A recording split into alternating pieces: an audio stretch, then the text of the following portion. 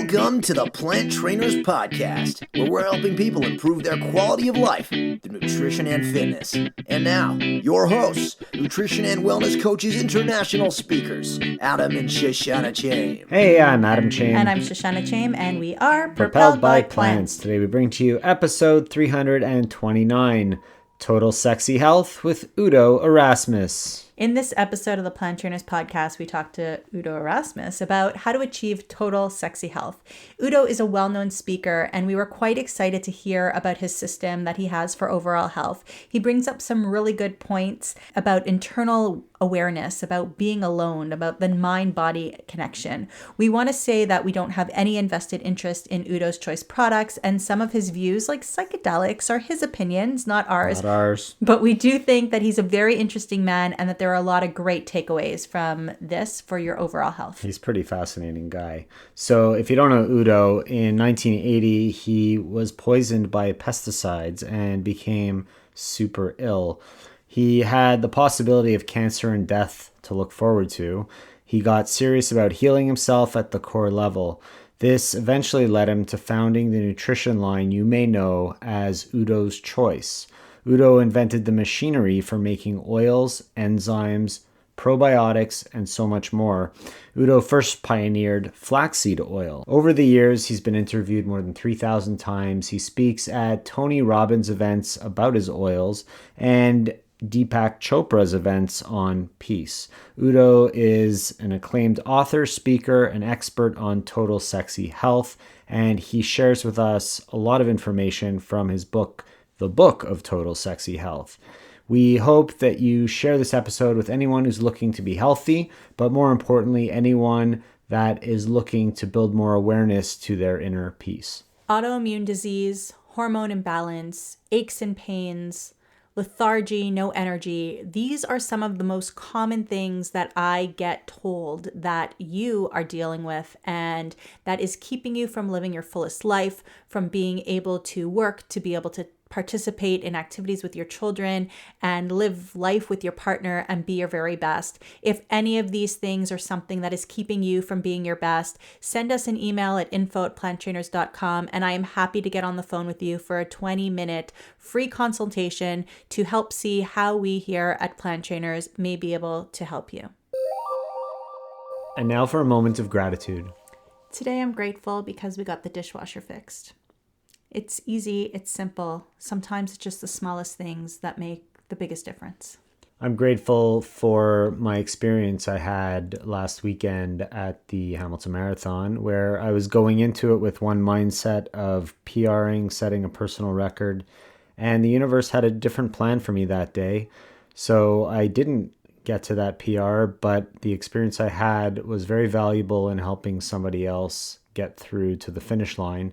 And it's one experience that I just won't forget. Udo Erasmus, thank you so much for joining us on the Plant Trainers Podcast today. My pleasure.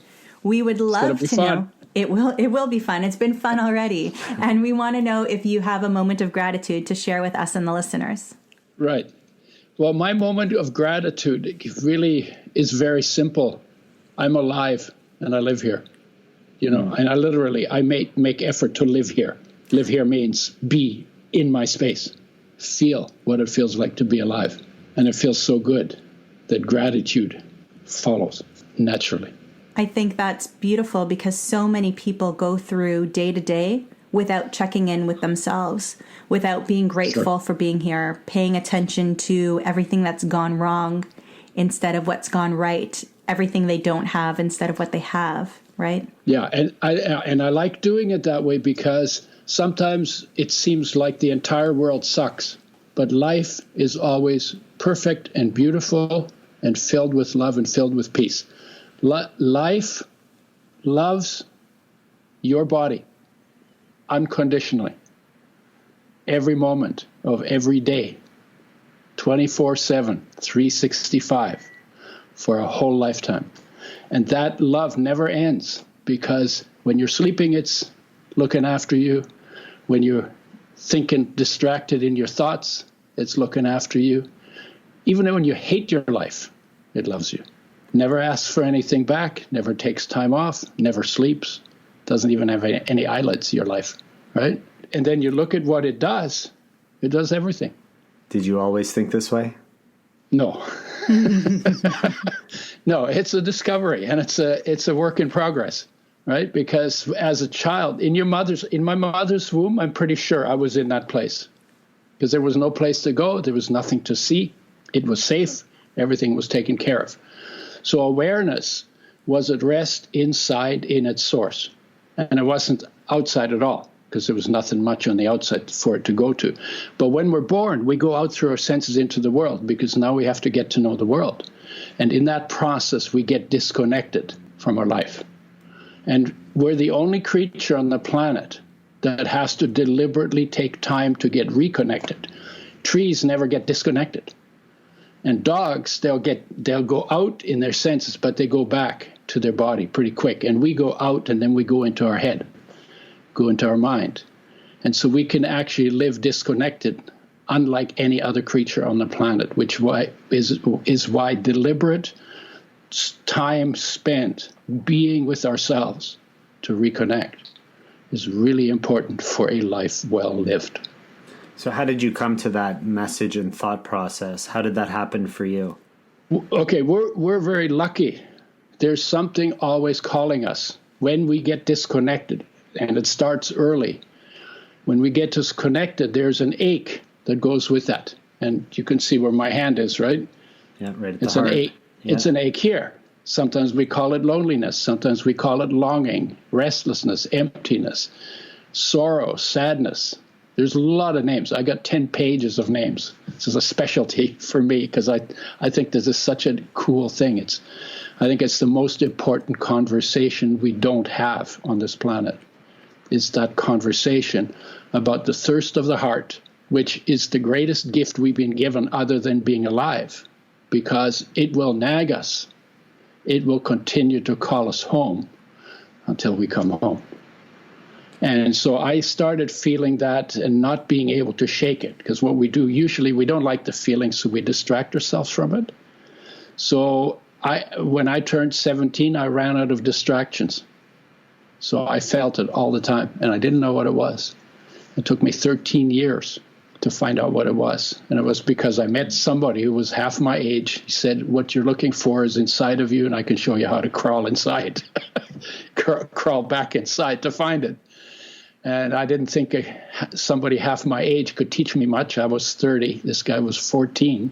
But I thought, well, let's see what he's got. And if he can't show me, I'll just keep looking. And if he does, then I don't want to miss it.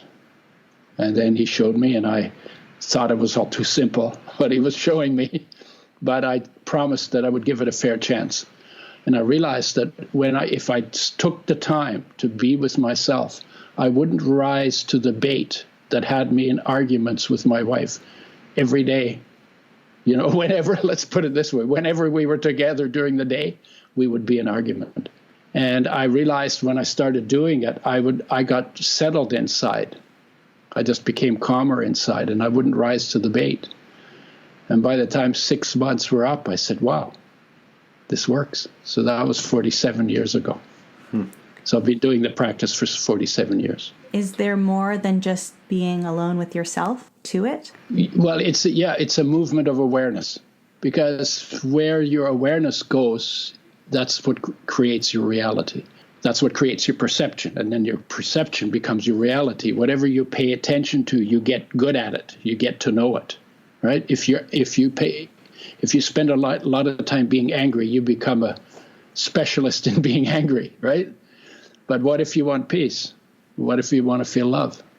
All of them exist in us. Everything that's possible for a human being exists already within us. So what do you want to focus on? And focus is about the one place where we have choice, right? We don't make the earth turn, and we don't make the grass grow, and there's a lot of things we don't control. But we do have control about where we put our awareness. And maybe as kids, we don't even have control of that because we don't know of all of the possibilities. But these days, we live in a world where the possibilities are known. So you're in a way, you have the the chance to choose the kind of life you want to live, at least in this part of the world.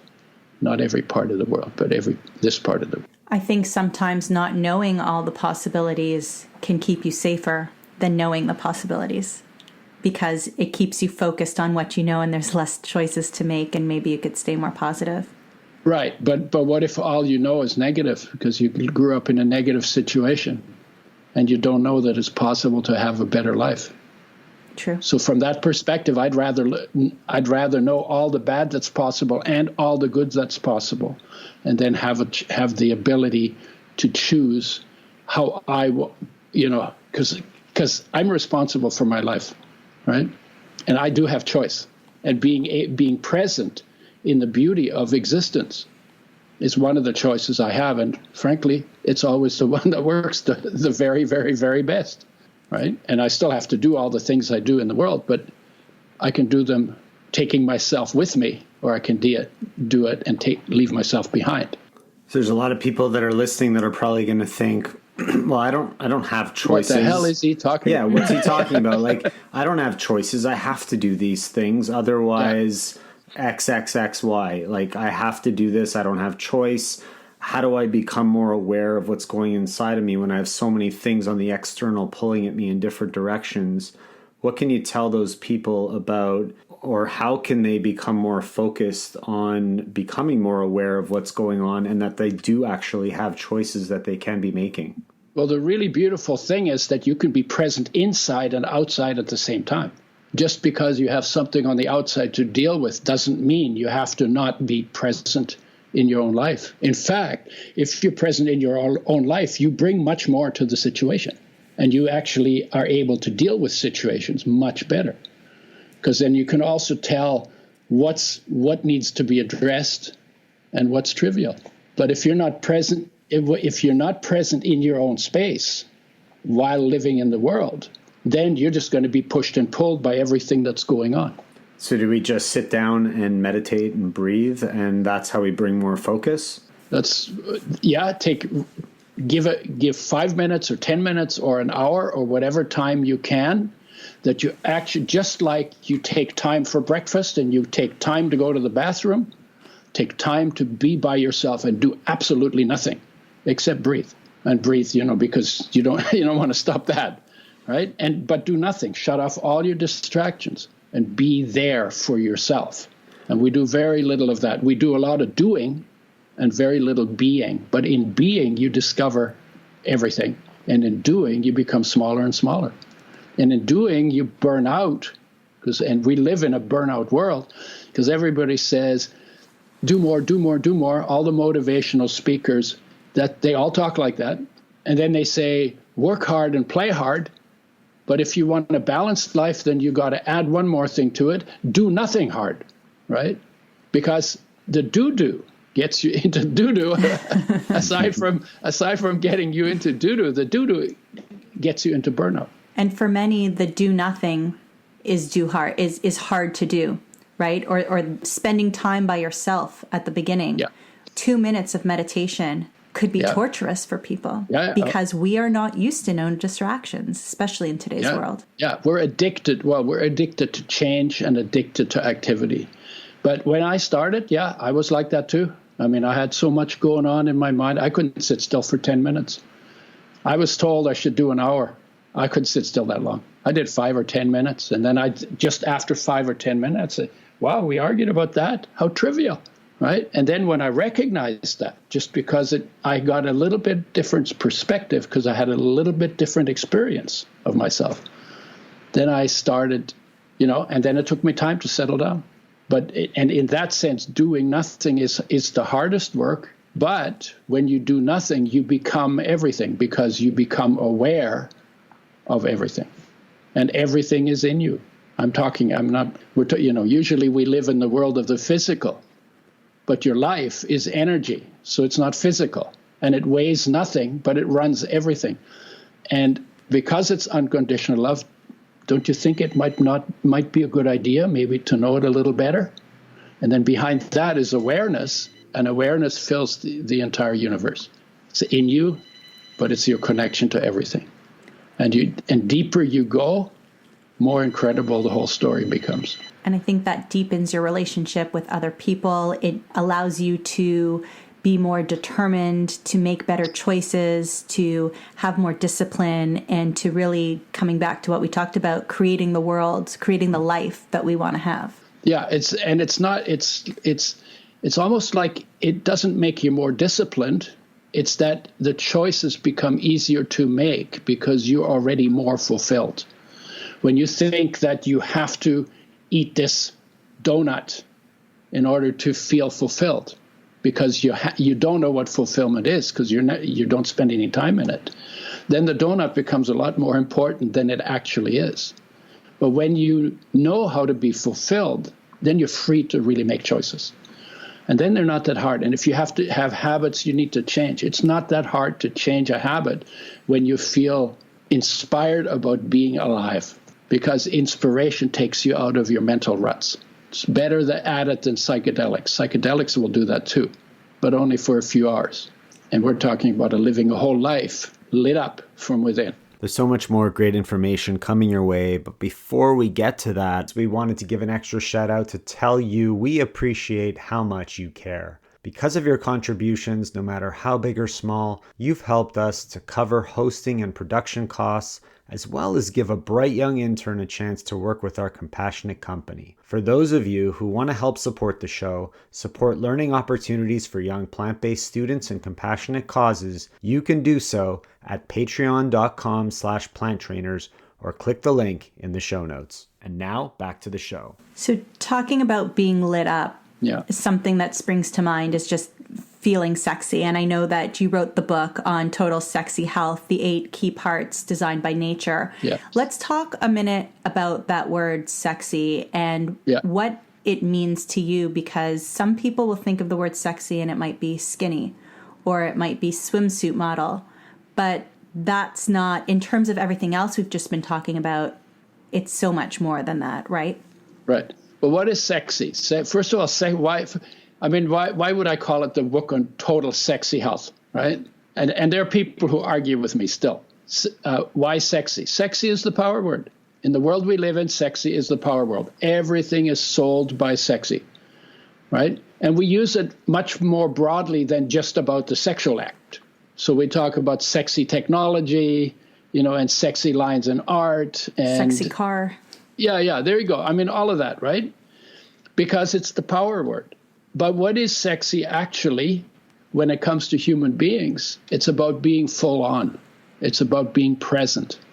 Anything that makes you more present makes you more sexy. And I like the idea that I can get to use the word sexy that is being used to sell you all kinds of garbage and use sexy to sell people on themselves, because that's what I'm trying to do. If people knew, if 8 billion people knew how incredibly beautiful it is to be alive, even when you're hungry, even when you don't have a place, if you understood that, you could have an amazing life. Not everybody's going to have a big house, ever, but everyone is filled with light, is filled with joy, is filled with peace, is filled with love. And every human being on the planet, no matter what their external situation is, has that built into them, came loaded into the world with that. And for whatever you're going to accomplish on the outside, maybe in the end, the most important thing is that you fully enjoyed all of your being while you were here. And so it all has to come from within. And for that's what it sounds like, awareness, creating focus. Yeah, it doesn't have to come from within. You have to go within to discover it already being there. I mean, we're talking all the time about becoming healthier, helping people improve their quality of life through nutrition and fitness. We're talking about improving health all the time. And so it sounds like being aware of what's inside of us is going to make it easier for us to experience the perfect levels of health, right? Yeah, I would say it this way. Awareness, which is the foundation of everything, never gets sick, can't get sick. It's unformed, it's formless, undifferentiated, never gets sick, never even die, can't even die, right? It's nice to have something like that, when your knee hurts or whatever, right? And the energy that keeps you alive that is life, that maybe you call sunlight, but depends on whether you go science and you call it sunlight. If you go religion, you call it the master. That energy never gets sick, never dies. So there you have something, I call that perfect health. So you have perfect health in the energy that makes you alive. And then whatever goes wrong with your body, that energy is also what heals what's wrong with your body. And more, we're recognizing that energy is really the healer.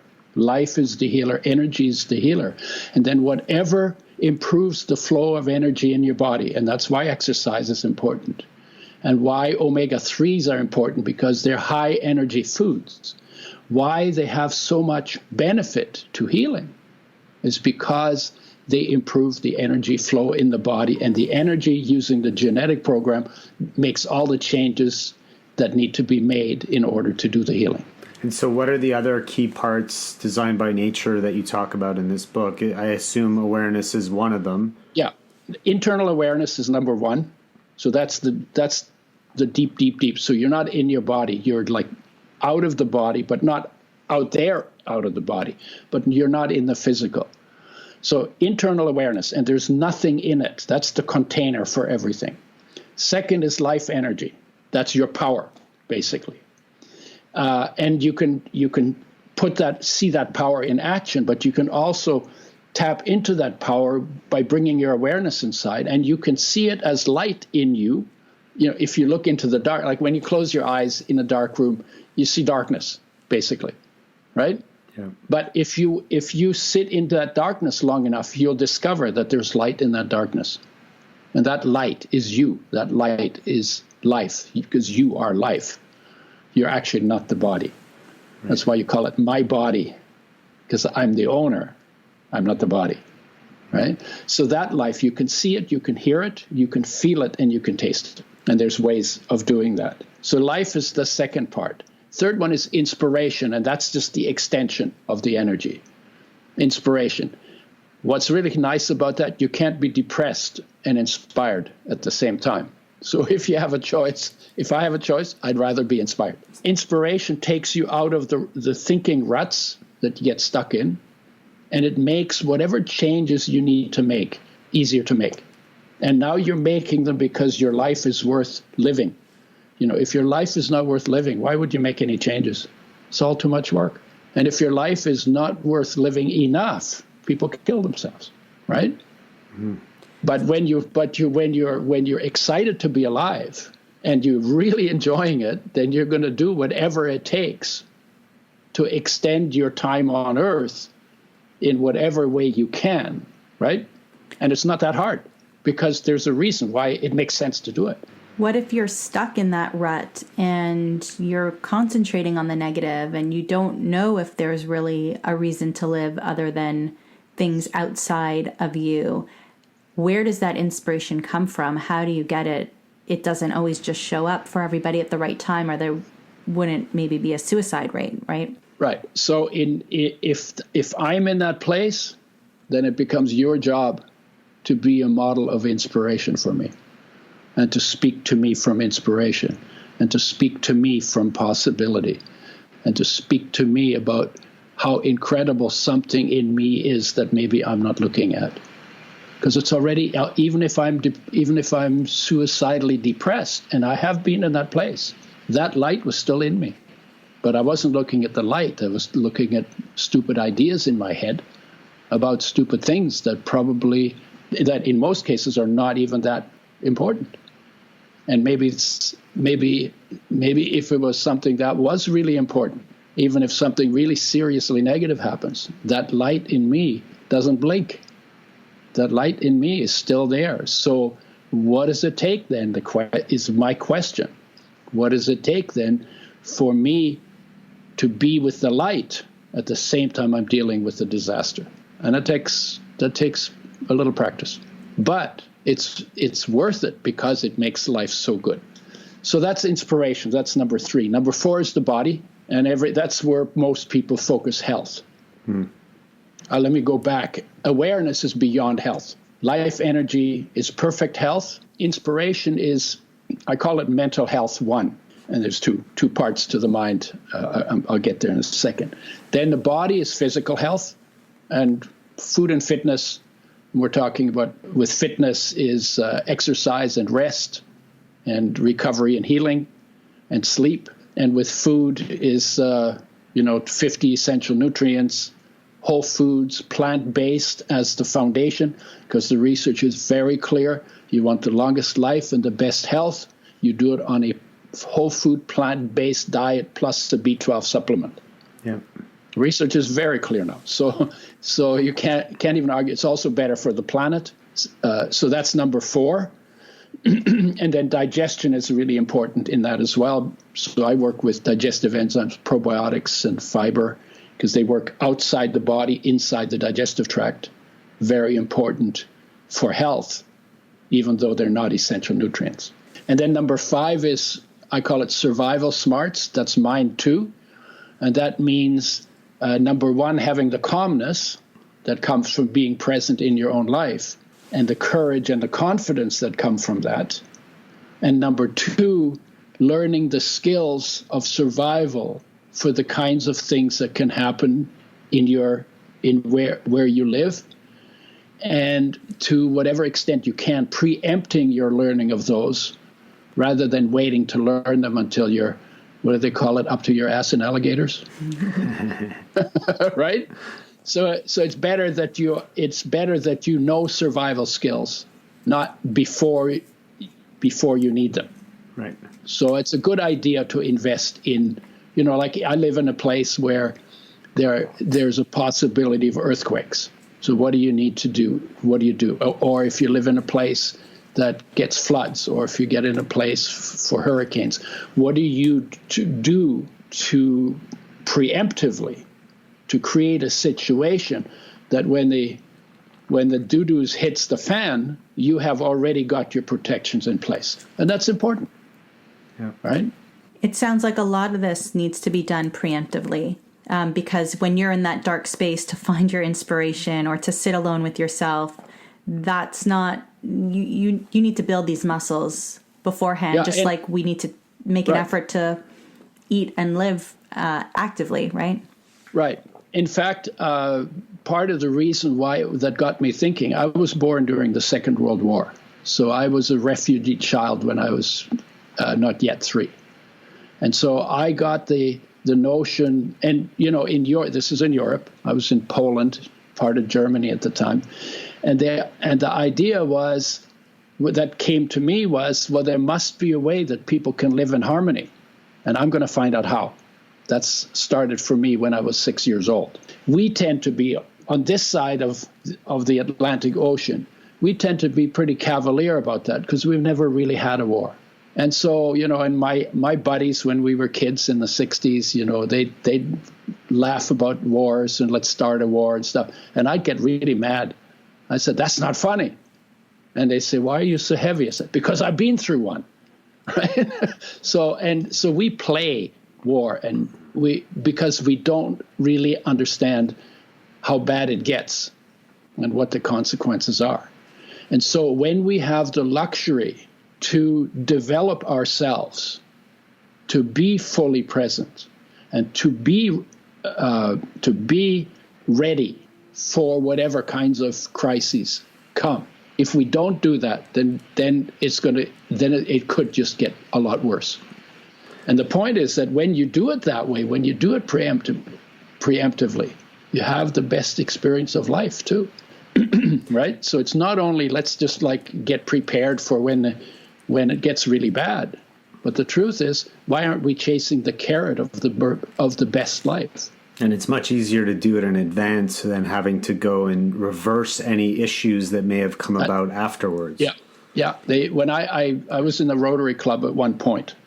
And what they would say is it takes $1 to teach peace, it takes $10 to prevent wars, and it takes $1,000 to clean up the mess when you don't do either of them, right? And that's pretty much, I think that applies not just to war, it applies to any of our disasters, right? So that's number 5 was survival skills. Sorry, before you go on, do you think that a lot of these steps that you're mentioning were more part of life, I'd say, in the last century and during the First and Second World War, and now in our fast-paced society where we have computers and phones and everything's ringing and we're moving, and we are not, most of us, alone with ourselves very often or able to find awareness and all these other things.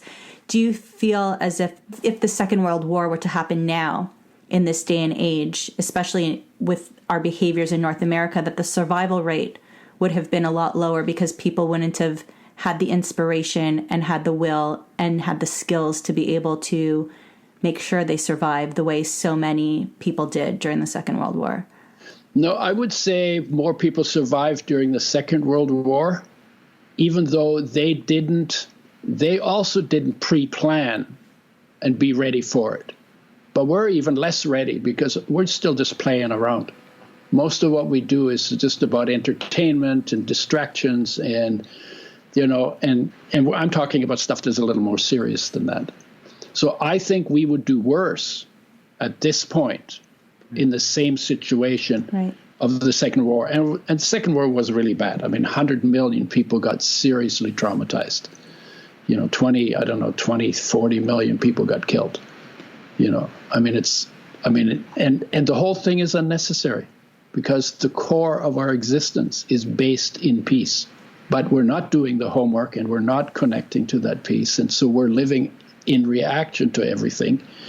And, when you live in reaction, then whatever's going on the outside, it just keeps being amplified. And at some point you react to something more aggressively and then really violently. And then you get guns and then you get cannons and then you get atom bombs, right? Just because why? And that's the game we're playing in the world. Because we're not doing our homework. We're not appreciating what life is, either in ourselves and then secondarily in others, right? It all starts with lack of appreciation for ourselves. Because I can't make you appreciate yourself, but I can appreciate myself. So from that, everything changes. If I live in the fullness of my life, I become an influence in that direction for other people as well. There's a lot of internal work that people need to start doing if they haven't started yet, or they need to continue doing to get deeper, dig deeper into their own body and soul to really be able to develop these patterns of gratitude and appreciation and awareness and being able to help themselves make better choices moving forward to get the best out of their lives. If there was one thing that you could focus in on as being the most important step to begin to help our listeners, what would that step be? Wow. Well, there are a couple ways. The way it started for me actually was I took a psychedelic trip, and that opened the door. Because what psychedelics do is they bring you in. They bring you in and you experience a little more intensely what it feels like to be alive. And then after 2 hours or 4 hours or 6 hours, it's over. So that for me was a good door opener. And the other one is always something that gets you alone, voluntary solitude. But do it not with, oh God, I got to do it. But just get a little closer to yourself because you will actually like what you discover. And then it becomes easier. But, when it's just an idea, oh, I've never done that, and oh, God, maybe if I see myself, I'm really going to be even more evil than I think I already am, and that's all head trips, right? But when you can actually just relax out of it, even beer sometimes will do that, right? Because you just get a little bit, you put your crazy, overactive brain to sleep, even though it's poison and there's side effects, right? But you put your brain to sleep a little bit, and then you relax a little more, and then you laugh a little more, and then you have a little more fun because we're so strung out on our thinking. And so anything we do that gets us out of our head, gets us a little closer to our heart, gets us a little closer to our being, anything that'll do it. And for some people, it's music. For some people, it's dancing. I read something that just yesterday that dancing is really good for health. So I put it on I was on a Facebook, right? So I shared it on Facebook because I really liked it, right? It was a picture of the brain, and it just said, dancing is good for health. And it's already been shared 218 times. Yeah. And then I said, dancing alone is okay too, right? Because because most people think dancing is you grab somebody and then you shoot them around, right? And so it's got 218 shares. So maybe anything like that gets you, stretching, yoga, physical stuff that just pulls you into your body a little more. Any of that is helpful.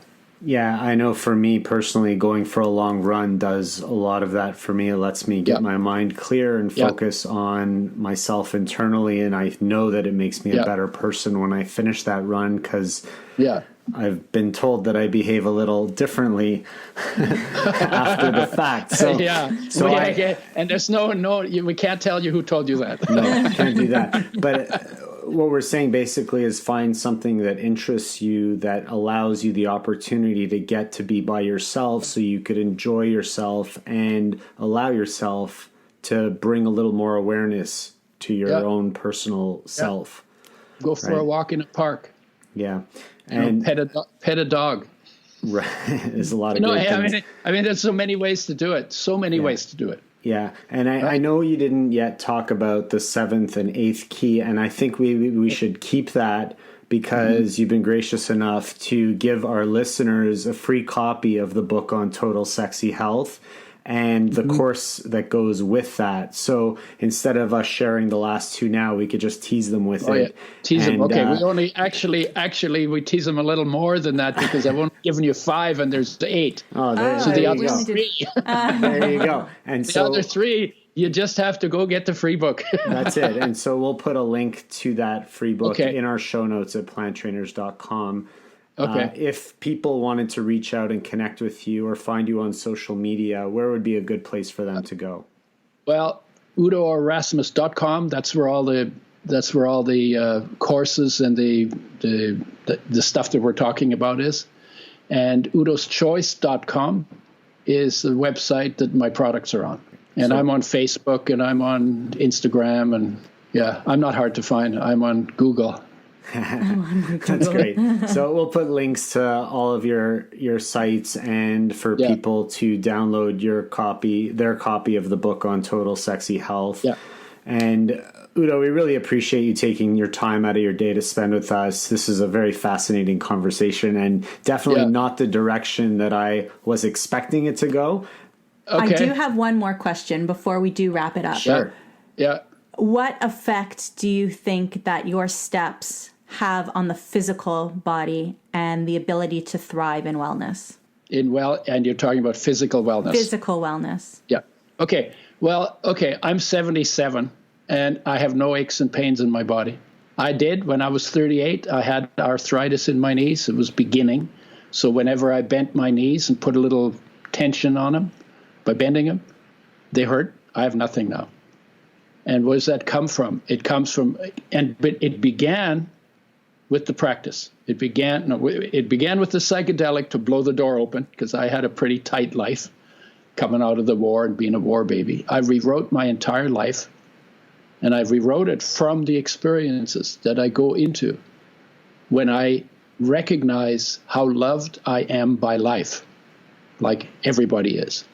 And so I rewrote it from that perspective instead of the perspective of my experiences in the world I was born into. See, it's a really cool thing that, you could have been traumatized and you could have been, raped and you could have been kidnapped and you could have been tortured and you could have been abused. And even though all of those things that should have never happened to you, there's something in you that through all your dramas and all your traumas took perfect care of you. Get to know that. There's a life waiting for you to have. Literally, it's waiting for you to come home, And so my deal is I'm 77 because I got into that and started feeling good about being alive. I started making changes. Then I got poisoned by pesticides that rubbed my nose into how important it is to not just do anything because I was pretty sloppy. It's a long story. That's for another time. But the doctors couldn't help me, and then I started really focusing on the physical parts of it too. But I was already enjoying my life, so making the changes was not that difficult. I didn't begin plant-based. I began the same way everybody began, but just by paying attention to my own body, I ended up plant-based, mostly raw, right, and without any aches and pains at 77. That's awesome. I think that's pretty cool. Yeah. Right? It definitely is. It definitely is. Again, Thank you so much for joining us today on the Plant Trainers podcast. I think that your story of inspiration here and what we need to do and work within ourselves to be comfortable being alone with ourselves is such a great first step for many of the listeners who are not comfortable doing that yet or have left that comfort for a long time. And I'm sure people are going to be thinking about getting back into that. Thank you for what you do. Yeah. And do your psychedelics. If you're going to do them in a safe place under supervision. These are not toys. Yeah. They're not toys, no. They're not toys. But spend time alone. You are much more beautiful than you even ever know. And I'm still more beautiful than I know because it's a work in progress. I've never seen the bottom of that journey. It's the only growth journey that has no side effects, where it only gets better and there are no side effects. Thank you. Thank you all so much for listening to this edition of the Plant Trainers podcast. We want to make sure that you subscribe on iTunes, Google Play, iHeartRadio, Stitcher, or any other podcasting platform. We really appreciate the feedback we receive from you. Every time we get a 5-star rating or review on iTunes from one of our fans, it really helps other people find us just like you did. Thanks so much to our patrons. To become a patron, visit us at patreon.com/planttrainers. Even supporting us with $1 really makes a difference in the quality of the show. And don't forget to connect with us on Instagram and Twitter. Our handle is @PlantTrainers. Like Plant Trainers on Facebook, join our newsletter, and check out our website at planttrainers.com for awesome recipes, a list of our services, and of course, our latest podcast. We encourage you to email your questions to info@planttrainers.com so that we can help you improve your quality of life through nutrition and fitness. So we hope we've inspired you today. Join us again next time and have a healthy day. Or is that too corny? It's a little cheesy.